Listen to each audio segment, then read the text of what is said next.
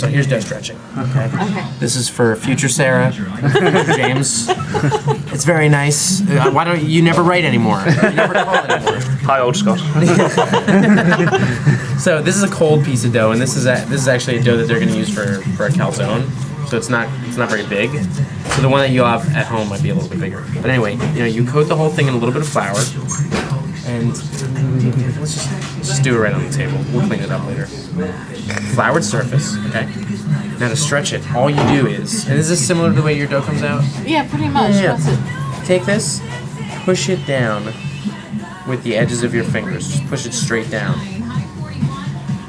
Now when you're pushing it down, avoid touching the very, very, very center, and avoid touching the very, very, very outside. So you see how I'm just pushing it down? I'm not stretching it really. I'm just pushing it. And you see how it's already getting bigger and it's still a circle? Crazy, right? Sometimes you can flip it over if you want to get a better handle on it.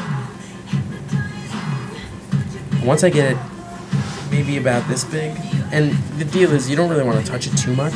You want to touch it as little as possible. So I'm already kind of compressing it a little too much. But you take it, get some flour down here. I'll clean this up. And then you start to, it's going to stick on this is the problem.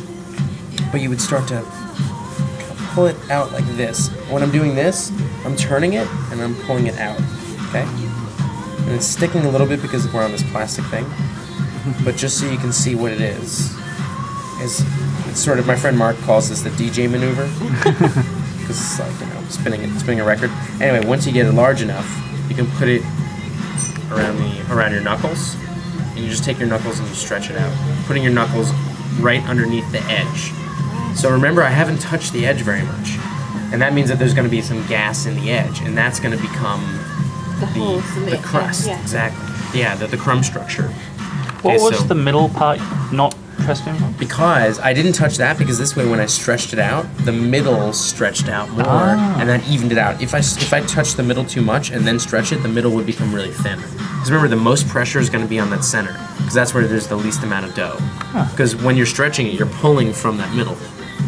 So now we're pulling it out like this, very lightly with the outside, with the knuckles. Okay? And you see how it's getting bigger and thinner? That's how you do it. And this is where you can tell how strong this flour is, how strong this dough is. There's a little bit of olive oil in there. Olive oil is going to help it become elastic. So if you want more elasticity, put a little bit of olive oil in there, okay? And this is where Nikki was talking about growing the dough. Yeah. Which doesn't do anything. Look at the dough right now. Look at the dough. Now look at the dough again. So why do people do it historically? For show, because it makes people giggle. Like, you just giggled. But that's it. Historically, you do it because in 1957, you're at the Pizza Box on Bleecker Street in New York City, and you're trying to get people to come in. So you put your dough stretcher in the window, and everyone looks in and they say, "Oh, look at this guy stretching dough. That looks like really, really cool." And then that guy he's stretching dough like this, and then all the kids start to look up, and then the next thing you know, he's got the dough, and he goes, whoosh, and then everybody looks at him and says like, "Oh, that's amazing. Let's go inside and eat pizza." It's marketing. It's great marketing. And that's it. So now we've got the dough this big. That's probably about as big as I want to get it for this type of pizza. Okay? Wow. And it's still a circle. See, like, that wasn't hard. It's actually pretty easy. And I've kind of rumpled that stuff up. But now that's going to be fun texture. You see there's little bubbles. You notice how the outside is thicker than the inside. That's going to become your crust. Sarah, put out your hands like this, like you're playing piano. Feel it? Now get your knuckles on the outside like this. Like right on the outside? Yeah. And just stretch it. And stretch it? Yeah, just a little bit, just lightly, not too much. Okay, that's a little too bit much? at a time, and now rotate it. Yeah. So, but to rotate it, all you got to do is keep one hand stationary. Here, I'll show you. To rotate it, all you got to do is keep one hand stationary and move the other one. So you don't worry about doing them both at the same time. I always tell people to rotate it, and then they're like, "Look, it's easy. Go like this. One. And look, if the dough is heavy, it'll stretch itself. The gravity. This one's not.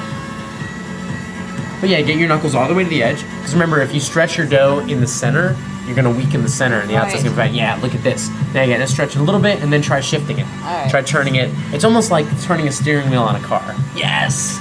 Yes! And then you put that one on the other end of it. Sure, exactly. And that's it. It's going to pop pretty soon. Yeah, I was about to say, So is that it's that's thin? like the That's too thinnest? thin. That's too Okay. thin. Yeah. You want it to be more like, I mean, like really this dough is too stretched.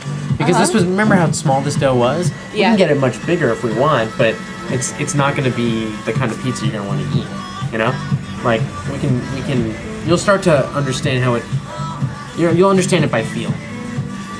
But right now, I can feel that this part was a little thicker and this part's too thin, so I'm going to avoid it. But just to show you, if you look at, I don't know if the camera can pick this up through the light. It can, yeah. Okay, so you see, this is all gluten. All these little strands, that's protein bonds.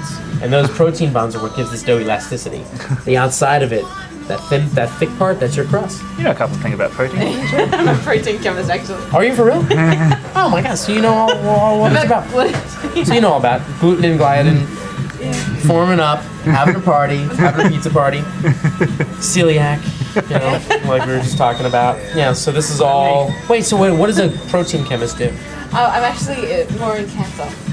In what? So looking at how proteins in blood Oh. and the levels change when people get cancer. Oh. So I look at how people respond to therapy with cancer. So But a lot of our friends do lots of food stuff as well. we have yeah. a full food tech lab, and they do a lot of work on gluten there and all the different types of flour, and look at the different Wait, can I come? cultivars. You can certainly come, yeah. No, can I like come and like get a whole like tour of the flour lab and all that? Because Yeah. I go to dough rheology labs for fun. We're not doing it at the moment, but sure, I'd send you an email. I'll email you. We'll be in Yeah. touch because I would love when I come to Sydney. I would love to do that. But there's your dough. So now you understand a little bit more about stretching dough. Yeah. And look, it's really thin.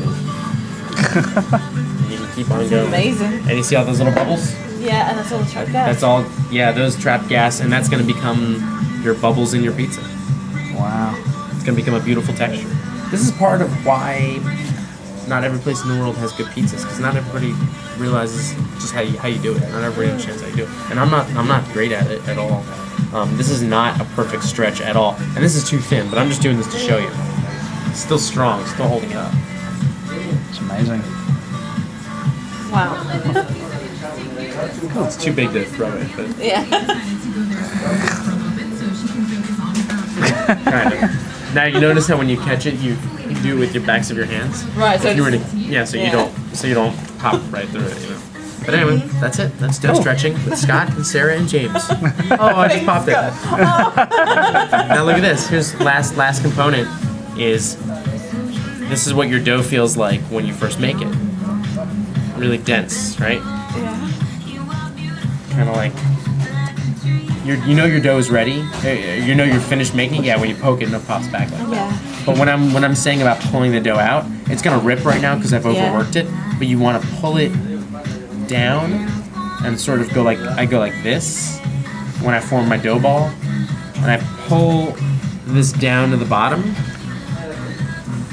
and Right. like a balloon, and then pinch this exactly and make sure it's sealed. That really does And look like a dumpling when it's like that. yeah, and that becomes my dough ball. It's ripped because we've overworked it, Yeah. but anyway, that's my dough ball, and then I would stick it inside a Tupperware and close it up and seal it, and that's it. Great. Thank you so Thank much, you. Scott. Oh my god.